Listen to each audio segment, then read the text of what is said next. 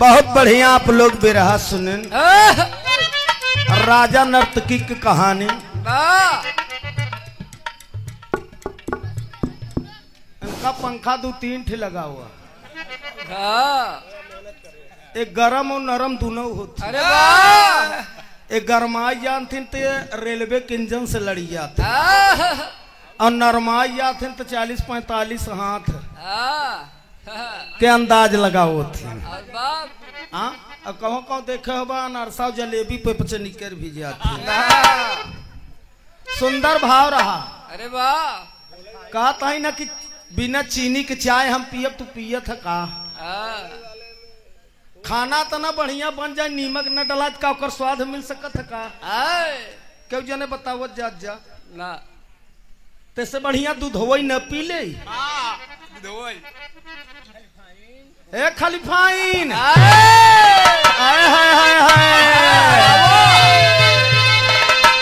अरे बड़ा निकला तोहार गोरी का जरा बड़ा निकला गा।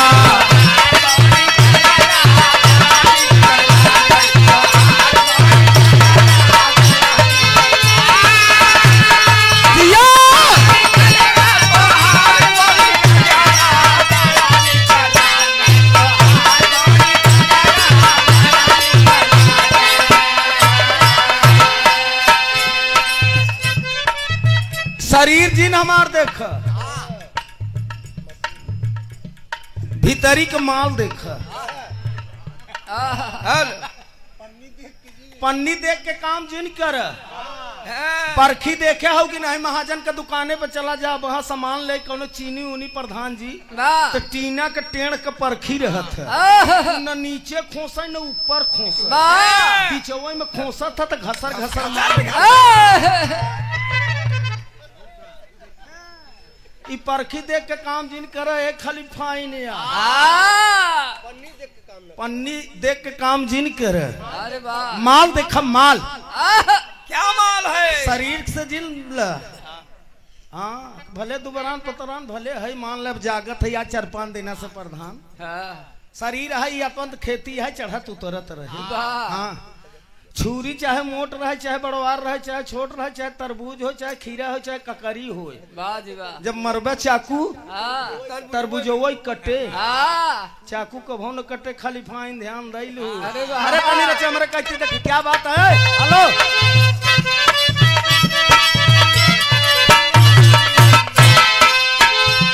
सेवा में श्रीमान आप राजेंद्र यादव बाबूजी ग्राम प्रधान। आपको पत्नी जी हैं इनका? अच्छा प्रधान पति आप राजेंद्र बाबू कोर्स से 201 रुपया का महापुरस्कार हुआ। सादर चरणों में नमस्ते प्रणाम बहा है कहना बहा रच के टुकुर टुकुर ताकत रहती तो और मजा आ जाते।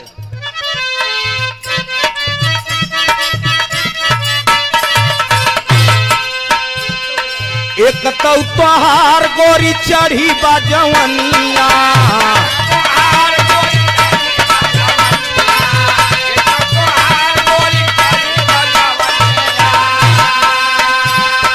आओ जिनिया के लाई भरा कुआना पर पनिया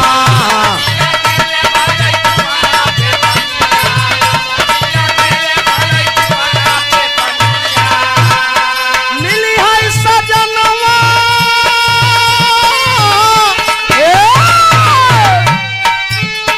मिली है सजनवा भूला जाबू न खड़ा बड़ा निकल लागे।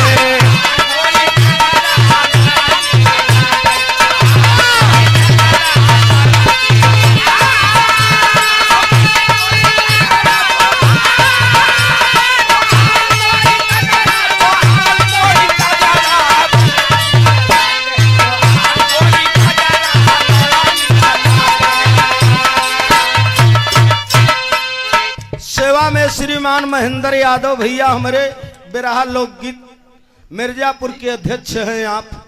आप कोर्स मिर्जापुर लिखा हुआ है सोचत रहे हैं। चलो ठीक अब तू का बता भैया? अच्छा घर बिरमउआ है।